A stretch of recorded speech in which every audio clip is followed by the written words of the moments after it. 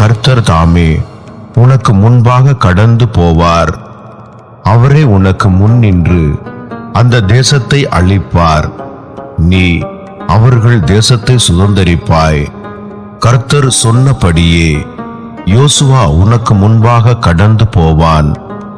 கர்த்தர் அளித்த எமோரியரின் ராஜாக்களாகிய சீகோனுக்கும் ஓகுக்கும் அவர்கள் தேசத்திற்கும் செய்தது போலவே அவர்களுக்கும் செய்வார். நான் உங்களுக்கு விதித்த கட்டளைகளின்படி அவர்களுக்கு செய்வதற்கு கர்த்தர் அவர்களை உங்களுக்கு ஒப்புக் கொடுப்பார். நீங்கள் பலங்கொண்டு திட மனதாயிருங்கள். அவர்களுக்கு பயப்படவும் திகைக்கவும் வேண்டாம். உன் தேவனாகிய கர்த்தர் தாமே உன்னோடே கூட வருகிறார்.